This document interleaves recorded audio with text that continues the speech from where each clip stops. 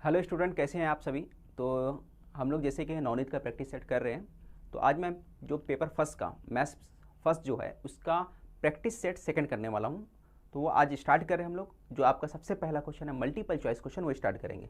ठीक है, तो जैसे यहाँ पे देख सकते हो, अगर आपके पास बुक है तो क्वेश्चन पेपर जो है हम लोग कौन सा स्टार्ट करने वाले हैं, जैसे मैंने आपको बताया सेकेंड। और कौन सा है, पार्ट फर्स्ट का, यानी कि मैथमेटिक्स पेपर फर्स्ट है।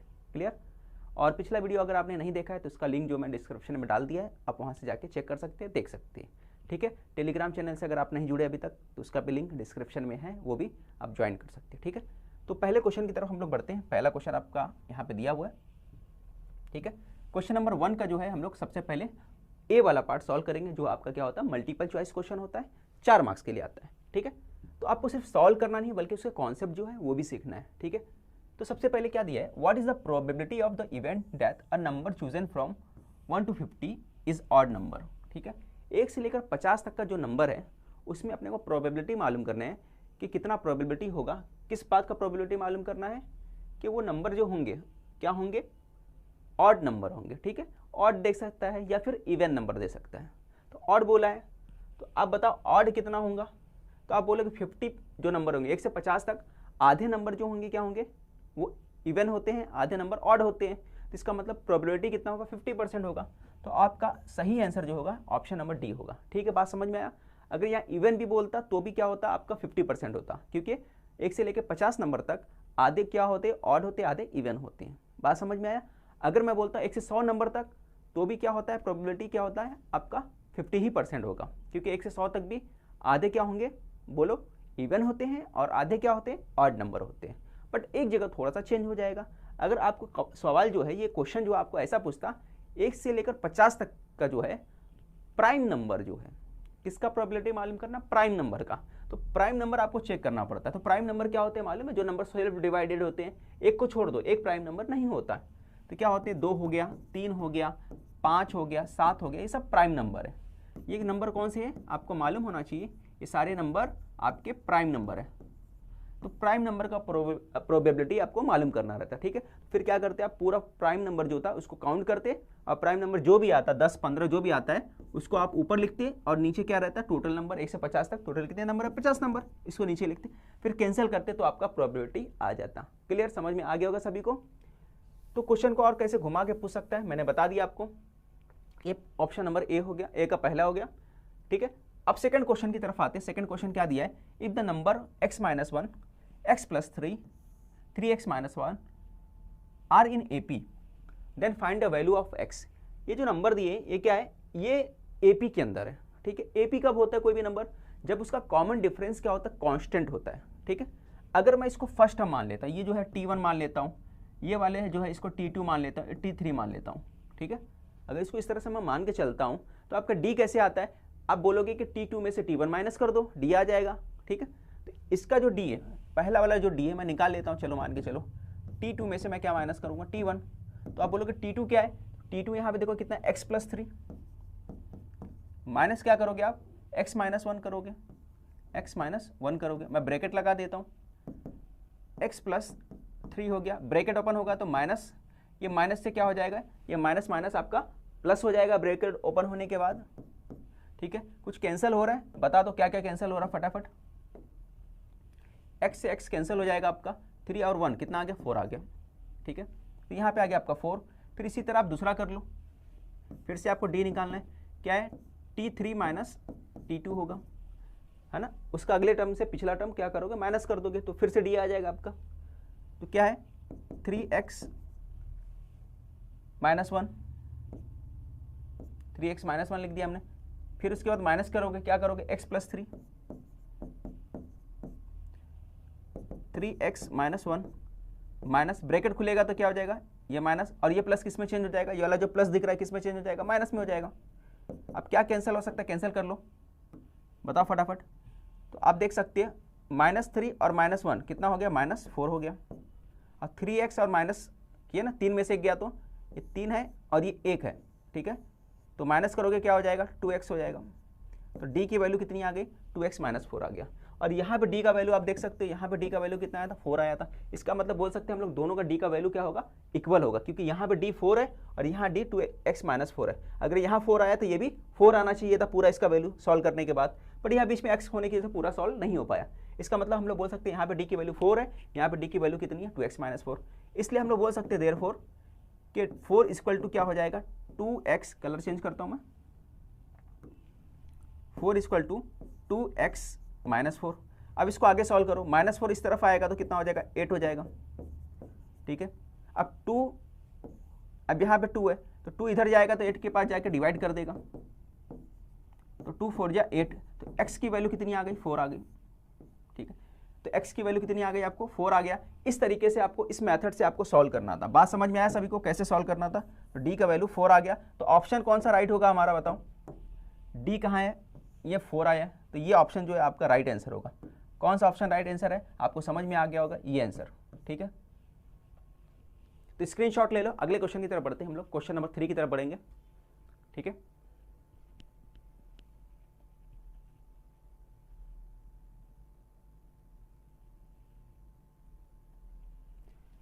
इसको मैं बिठा देता हूं।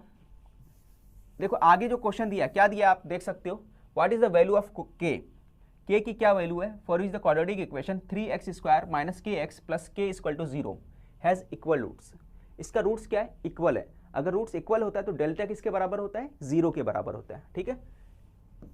ये किसके बराबर होता है, 0 के बराबर होता है। और डेल्टा का फॉर्मूला क्या है, b² - 4ac है, ठीक है। अब इसको जब कंपेयर करोगे, किससे कंपेयर करोगे बताओ मुझे, तो आप इसे कंपेयर करते हो ax² bx + c से कंपेयर करते हो।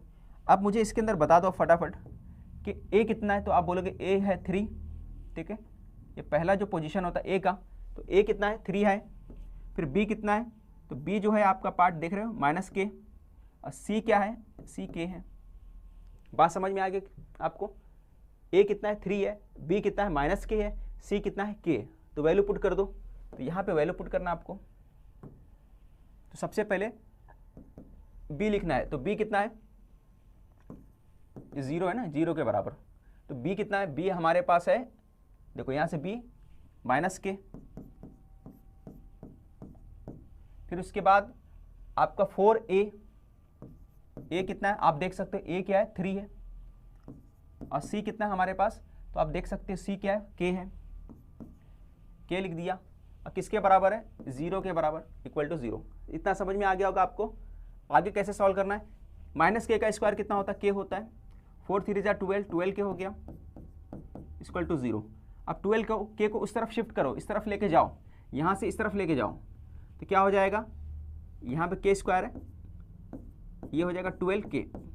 अब दोनों तरफ आपको दिख रहा है, क्या दिख रहा है, तो आप बोलोगे सर दोनों तरफ जो है हमारा वो है k, यहाँ भी k, यहाँ पे k, यहाँ पे 2 बार k है तो 1 बार k कट जाएगा, तो k = कितना आ जाएगा, 12 आ जाएगा, ठीक है। समझ में आ गया होगा कैसे सॉल्व करना है। तो k = 12 आ गया, ये आपका फाइनल आंसर है। तो आप स्क्रीनशॉट ले लो इसका भी। फिर अगले क्वेश्चन की तरफ बढ़ते हैं। तो फाइनल आंसर कौन सा आया आप देख सकते हो, क्या आंसर आया बताओ मुझे। आंसर आ गया इसका आपका 12, डी वाला आपका आंसर है 12।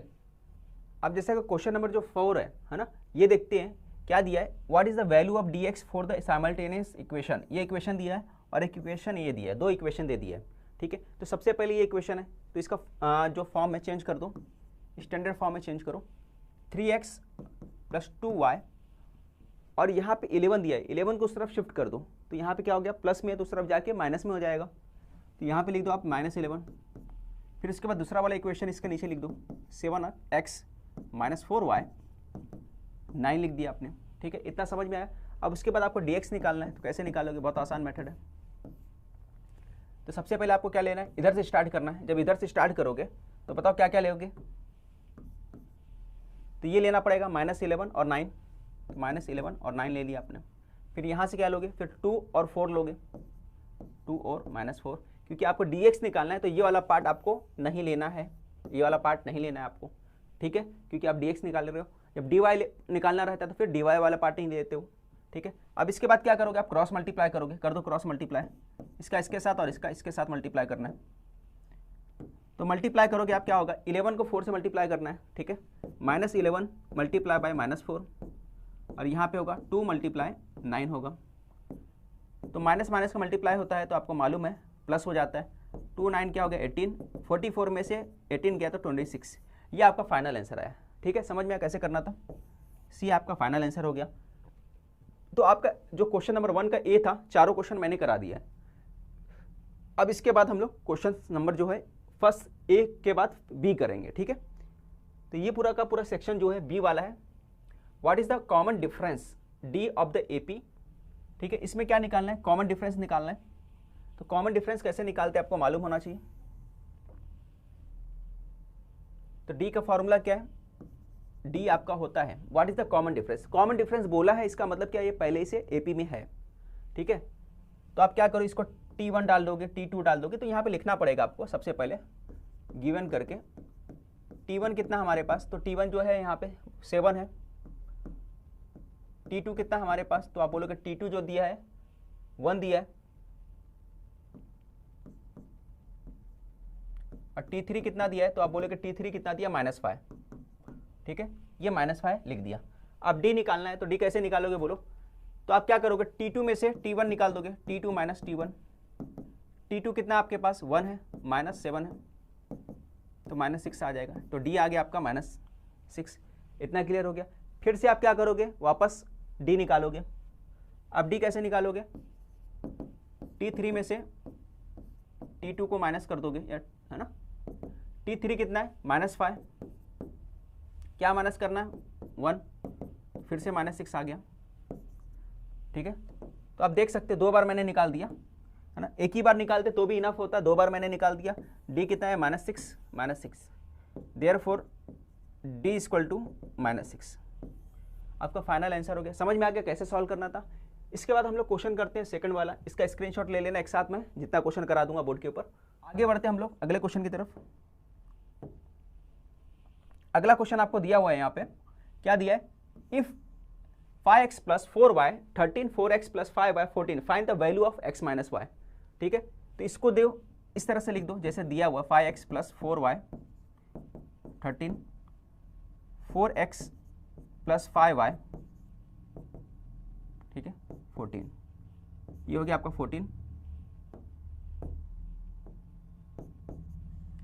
आप क्या करोगे, एडिंग करोगे फर्स्ट और सेकंड को, है ना। एडिंग करोगे, सब्ट्रैक्शन करोगे। देखो आपको फाइंड क्या करना है, x - y। अब x - y करना है, इसका मतलब x और -y, x - y लाना है आपको। या तो आप ऐसा करो, x लाओ फिर y लाओ, और दोनों को क्या कर दो, वैल्यू को जो आएगा उसको माइनस कर देना। एक मेथड ये है। दूसरा मेथड है कि ऐसा बनाओ, है ना, कि माइनस करने के बाद क्या हो जाना चाहिए, x में से y माइनस हो जाए। ठीक है, तो मैं क्या करता हूँ, सब्ट्रैक्टिंग कर देता हूँ। इसको नंबर 1 दे देता हूँ, इसको नंबर 2 दे देता हूँ। तो मैं लिख देता हूँ सब्ट्रैक्टिंग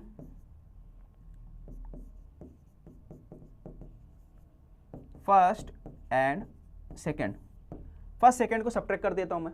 तो सब्ट्रैक्ट करोगे तो क्या लिखोगे, वापस से पूरा क्वेश्चन लिखोगे, 5x + 4y 13 4x + 5y 14। ठीक है, अब करना है आपको सब्ट्रैक्ट, तो आप सब्ट्रैक्ट कर दो।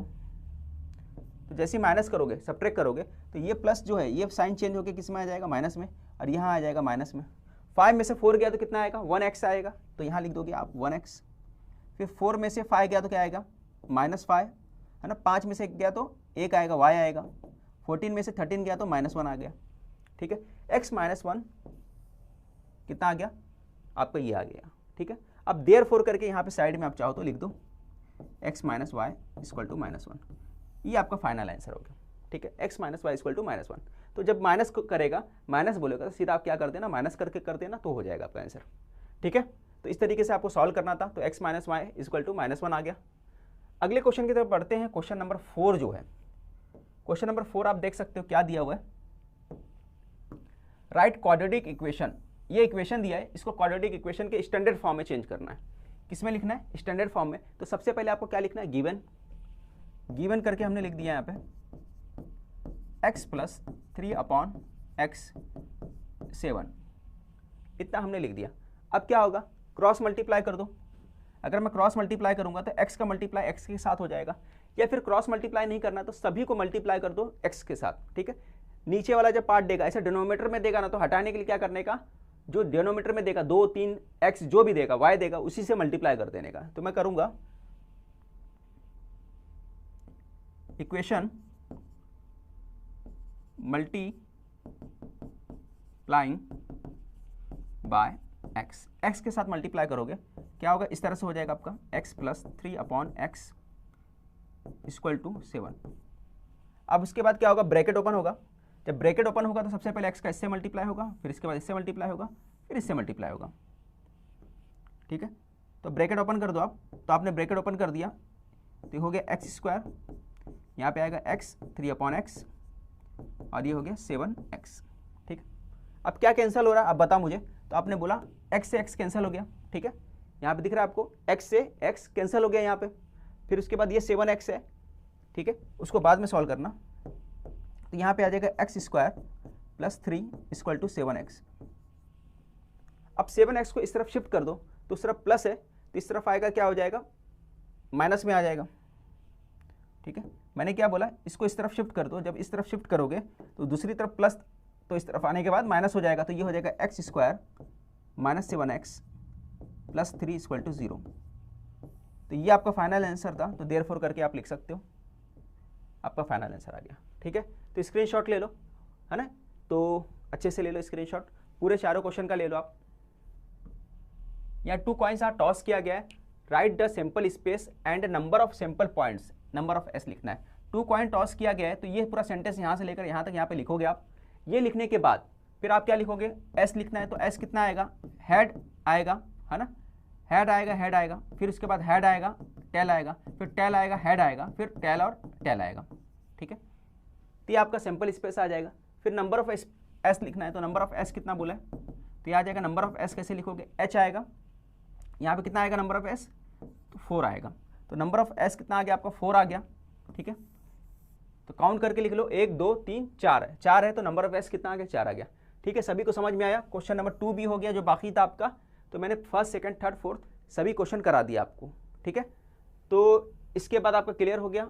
अगली बार नेक्स्ट प्रैक्टिस सेट जो है आपका पेपर थर्ड जो है वो करेंगे, उसका भी 1 मार्क्स वाला क्वेश्चन कर लेंगे, उसके बाद 2 वाला मार्क्स वाला क्वेश्चन करेंगे। ठीक है, तो आज के लिए इतना ही, अगले वीडियो में फिर से मिलते हैं।